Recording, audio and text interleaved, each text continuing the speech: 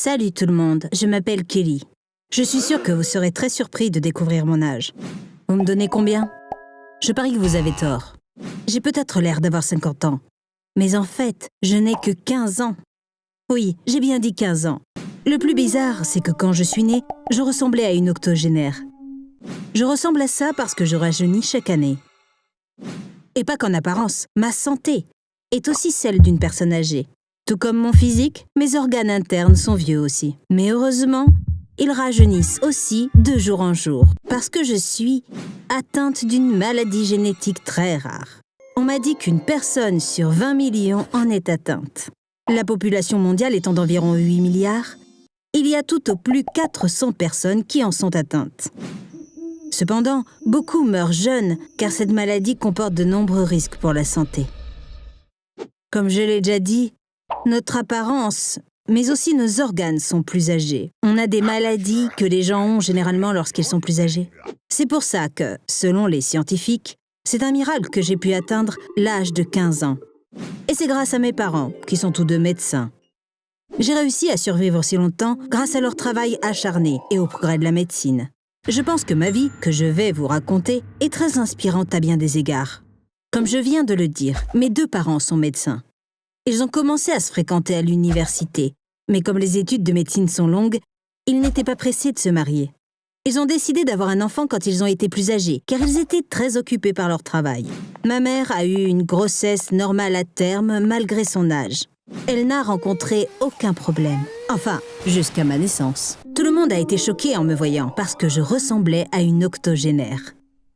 Ma peau était toute ridée. J'avais quelques cheveux blancs sur la tête et deux dents qui étaient carriées. Comme ma voix était très grave, on aurait dit une personne âgée qui pleurait. Au lieu de crier et de pleurer comme un bébé, je gémissais comme le font habituellement les personnes âgées.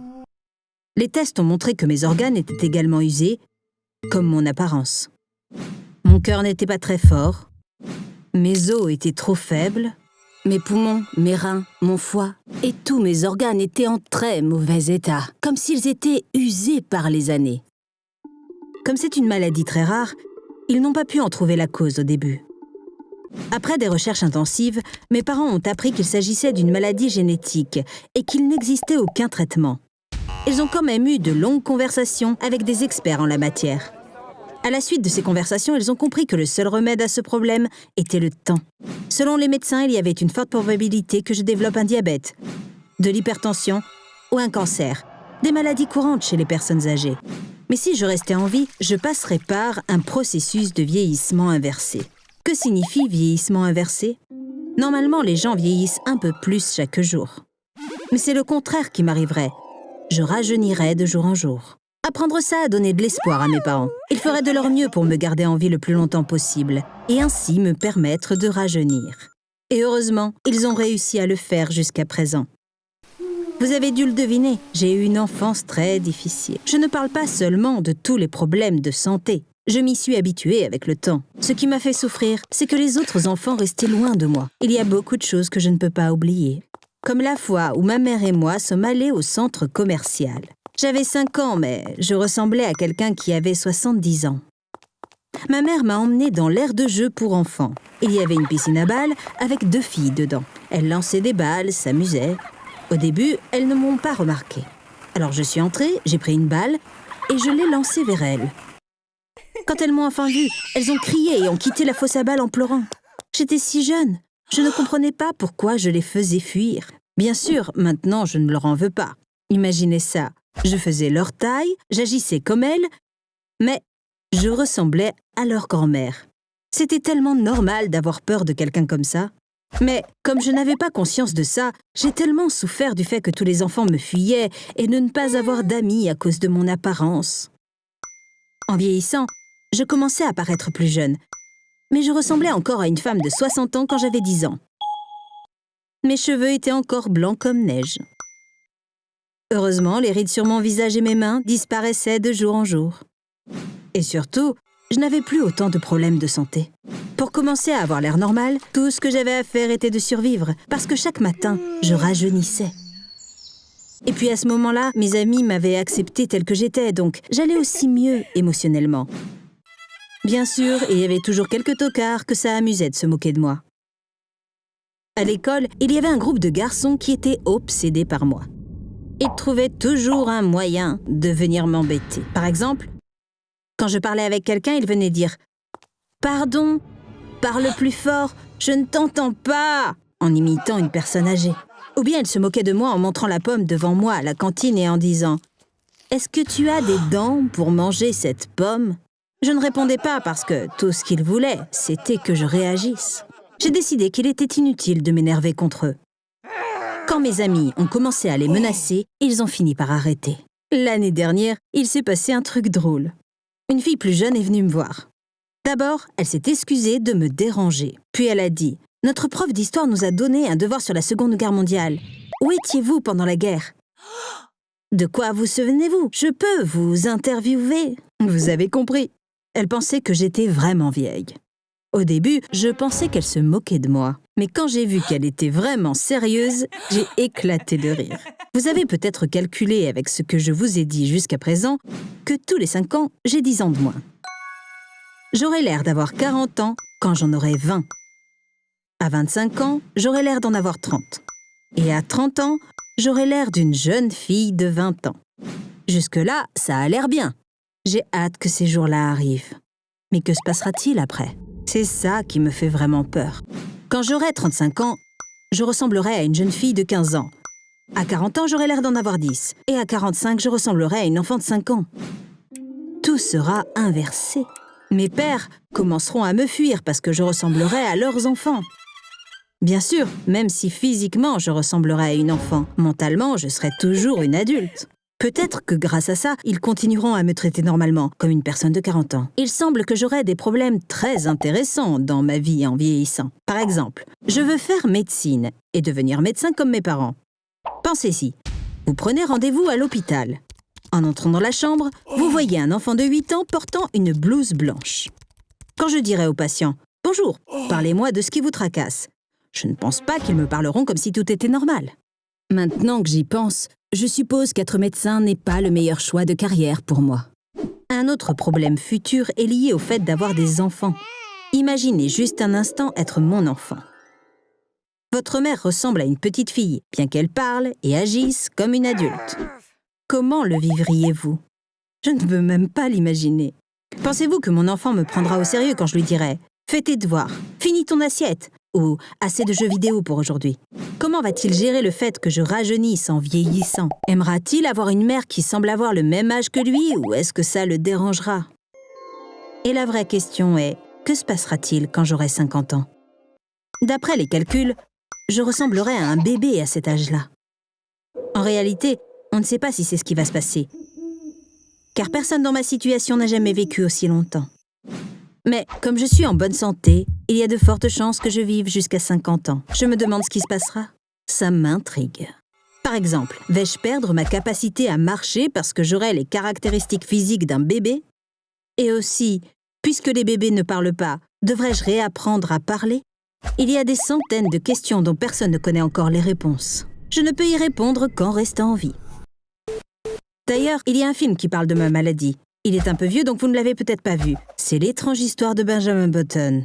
Brad Pitt joue le personnage principal. Le protagoniste du film est né avec le corps d'une personne âgée et rajeunit avec le temps, tout comme moi. C'est un film merveilleux, je vous le recommande. Il pourrait vous aider à mieux comprendre les personnes comme moi. Mais je n'ai pas aimé la fin parce qu'une fois qu'il commence à ressembler à un enfant, son âge mental redevient celui d'un enfant aussi. Il oublie tout ce qu'il a vécu, tout ce qu'il a appris. Il oublie même comment écrire. Il commence à se comporter comme un enfant. Ses amis finissent par le traiter comme un enfant. Mais je pense qu'ils l'ont écrit ainsi simplement pour que le scénario ait un sens. Je ne pense pas que ma capacité mentale descendra au niveau d'un enfant. Sinon, j'aurais commencé à parler dès le jour de ma naissance. Je pense que j'aurais l'air d'avoir 5 ans, mais mentalement, j'aurais 45 ou 50 ans. Bien sûr, c'est mon hypothèse. Que pensez-vous qu'il m'arrivera ? Dites-le moi dans les commentaires. Merci de m'avoir écouté.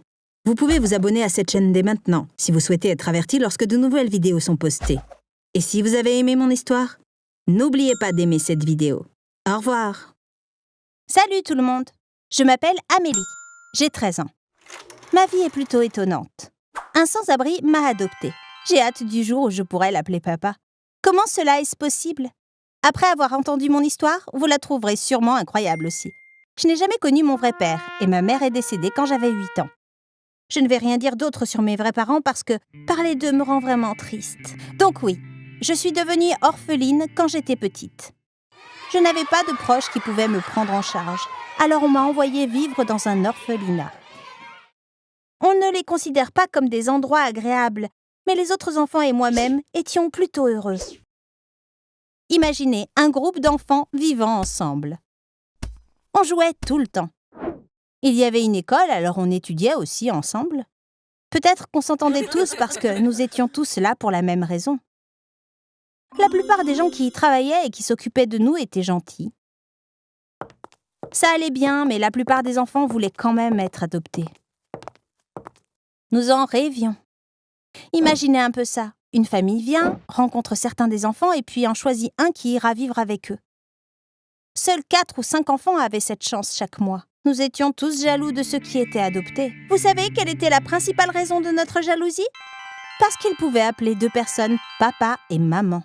Il faut avoir vécu dans un orphelinat pour comprendre combien ces mots nous manquent. Je suis devenue l'une des enfants que l'on enviait à 12 ans. Je n'ai pas été adoptée par une famille, mais par une femme seule. Elle était juge à la retraite. Je n'ai pas pu dormir pendant 1 semaine quand je l'ai appris. Je rêvais du moment où je l'appellerais maman pour la première fois. Les parents venaient chercher leurs enfants le dimanche. J'ai dit au revoir à mes amis et à tout le monde après le petit déjeuner. Ma nouvelle maman est venue 1 heure plus tard. Alors que nous partions, j'ai pensé que c'était le plus beau jour de ma vie. Mais ça n'a pas duré longtemps. Elle s'appelait Henriette. Arrivée à la maison, elle m'a dit « Tu m'appelleras Madame Henriette. Je me couche tard et je me réveille tard. Je veux que mon petit déjeuner soit prêt quand je me lève. » J'ai vite compris qu'elle ne voulait pas un enfant, mais une servante qu'elle pourrait former dès son plus jeune âge. Elle ne m'a pas inscrite dans une école, ce qui est contraire aux exigences de l'adoption. Je n'étais pas autorisée à quitter la maison, donc je ne pouvais pas la dénoncer. Je jure que je n'exagère pas. Elle était comme la belle-mère dans Cendrillon. Je passais mes journées à travailler pour elle sans arrêt. Elle n'était jamais satisfaite de ce que je faisais. Elle me criait dessus dès qu'elle pouvait. L'orphelinat m'a vraiment manqué. La nuit, je pleurais sous mes couvertures. Après 7-8 mois, je me suis résignée à ma nouvelle vie. Je savais que je n'avais pas ma place dans cette maison. Mais j'étais trop jeune pour penser à m'enfuir. Madame Henriette gardait toujours la porte d'entrée fermée à clé pour que je ne sorte jamais de la maison, même pas pour sortir les poubelles. Un jour, j'ai vu que Madame Henriette était vraiment triste. Ses yeux étaient gonflés d'avoir pleuré. Pour la première fois, elle m'a parlé comme si j'étais une personne normale. Elle m'a dit « Assieds-toi ». C'était l'anniversaire de la mort de son mari. Elle m'a tout raconté sur lui, juste parce qu'elle voulait le partager. J'ai été surprise qu'une femme aussi méchante puisse aimer quelqu'un à ce point. Elle parlait, pleurait et buvait tout ce temps. Elle a fini par être saoule. Je ne comprenais plus ce qu'elle disait, mais je devais quand même faire semblant de l'écouter. Finalement, elle s'est endormie. J'allais retourner dans ma chambre quand j'ai remarqué une clé. Elle était posée sur la table basse. Tout s'est passé si vite. Je l'ai prise. Lorsque j'ai réalisé que c'était la clé de la porte d'entrée, j'ai déverrouillé la porte et je suis sortie sans hésitation. Je suis sortie et j'ai commencé à marcher. Je ne me suis pas arrêtée avant que le soleil se lève. J'étais très fatiguée. Je suis tombée sur un banc. Sans même réfléchir, je me suis couchée, comme si je venais d'arriver dans mon propre lit. Je me suis réveillée avec une femme devant moi.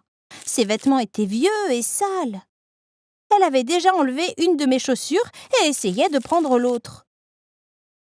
J'ai essayé de retirer mon pied, mais elle tenait fermement ma chaussure. À ce moment-là, quelqu'un a crié « Angèle, laisse-la tranquille !» J'ai regardé pour voir qui c'était. C'était un homme vêtu de haillons. Les deux étaient manifestement des sans-abri. Marchant vers nous, il a dit « Qu'est-ce qu'elle va porter si tu les lui prends ? Regarde, elle dort dans la rue, comme nous. » Alors la femme nommée Angèle m'a laissé partir contre son gré. C'est comme ça que j'ai rencontré Gabriel. C'était la première fois que je parlais à un sans-abri. Il vivait dans la rue depuis 9 ans et avait une histoire très triste. Il a perdu sa femme et ses 2 filles dans un accident de train. Après ça, il était accablé par le chagrin et n'a pas pu se résoudre à faire quoi que ce soit. Il a cessé d'aller au travail et resté chez lui toute la journée, dans le noir. Il a fini par perdre son emploi et ne plus pouvoir payer son loyer. Alors il a commencé à vivre dans la rue. C'était un homme tellement gentil et super drôle. Il me faisait rire tout le temps. J'ai commencé à vivre avec lui dans la rue. Une fois qu'il a entendu mon histoire, il a voulu que je retourne à l'orphelinat. Mais je lui ai dit que Madame Henriette viendrait certainement m'y chercher. Il serait inutile de la dénoncer. Elle était juge, après tout. Il la croirait plutôt qu'un enfant. Alors il m'a dit « D'accord, alors tu peux rester avec moi pour le moment. On cherchera un meilleur endroit pour toi plus tard. » J'ai dit d'accord en hochant la tête. Mais je ne voulais pas du tout le quitter, parce que c'était la première fois que je me sentais en sécurité et détendue avec un adulte. Gabriel m'a appris la principale règle de la vie dans la rue. Si tu es sans-abri, tu dois ressembler à un sans-abri. Après tout, nous vivons de la charité des autres. Je pourrais aller dans des toilettes et me laver le visage. Mais qui donnerait de l'argent à une fille propre et bien habillée ? Il avait raison. J'ai donc fait ce qu'il a dit. J'ai fait en sorte d'avoir l'air aussi sale que possible. En une leçon, j'avais le parfait look de SDF. On devait mendier dans la rue avant chaque repas. Une fois qu'on avait récolté assez d'argent, on allait tout de suite acheter quelque chose à manger. C'est pourquoi nous n'avions jamais d'argent pour le repas suivant. Un jour, après avoir eu assez pour le petit déjeuner, on est allé dans une boulangerie. Les commerçants essayaient généralement de se débarrasser de nous au plus vite, pour qu'on ne dérange pas les autres clients. Mais la dame de la boulangerie était très gentille. Elle a souri et a dit « Bonjour, c'est ton jour de chance car tout est gratuit pour les filles de ton âge aujourd'hui. » Gabriel a dit « Merci, mais aujourd'hui on a de l'argent. » « Est-il possible qu'elle puisse obtenir des choses gratuites une autre fois ?» demanda-t-il. Et il s'apprêta à lui donner notre argent. Soudain, on a entendu un bruit derrière nous.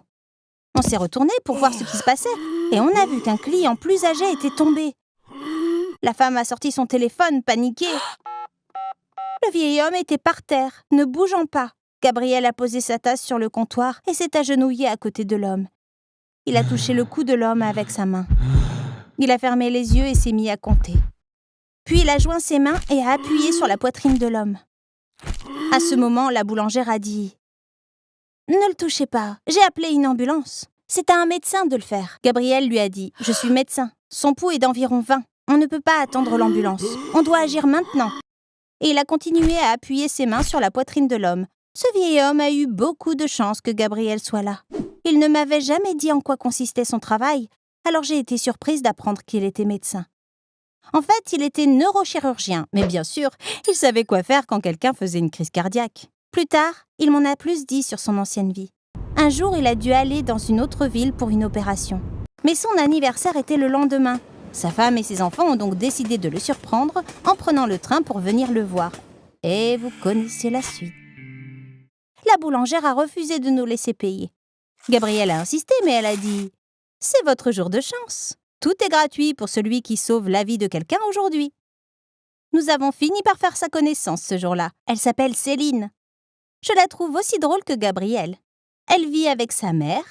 Je vous inviterais bien à dîner, mais ma mère n'est pas prête à recevoir 2 SDF, a-t-elle dit. Et on s'est séparés. Le lendemain, nous avions prévu de faire un pique-nique dans un parc. On a dû mendier plus longtemps que d'habitude pour acheter tout ce qu'il fallait. Devinez ce qui s'est passé ensuite ? Gabriel et Céline ont commencé à tomber amoureux. Un jour, Céline a plaisanté. « J'ai décidé de fermer la boulangerie pour vivre avec vous dans la rue. La seule façon de supporter votre odeur est de commencer à sentir comme vous. » Gabriel a dit « Tu sais, ce serait trop d'ennui. Au lieu que tu sentes comme nous pourrions commencer à sentir comme toi. Nous avons juste besoin d'un bain. » Ce fut un moment décisif dans notre vie. Bien sûr, un bain n'était pas suffisant, mais c'était un premier pas. Maintenant, on vit tous ensemble. On a beaucoup de projets pour l'avenir, mais le premier est le mariage de Gabriel et Céline. Ensuite, ils vont m'adopter officiellement. Après ça, je pourrai les appeler papa et maman. C'est ce qu'ils veulent. J'ai déjà envie de le dire maintenant, mais je m'en empêche. Mais je peux vous le dire, ils sont ma chère maman et mon cher papa, mes étoiles porte-bonheur. Ma vraie mère priait toujours que Dieu fasse entrer de bonnes personnes dans ta vie. C'est exactement ce qui s'est passé. J'espère que les prières que quelqu'un dit pour vous se réaliseront aussi. Vous avez aimé mon histoire ? Si vous aimez les histoires basées sur des événements réels, abonnez-vous à cette chaîne. Au revoir!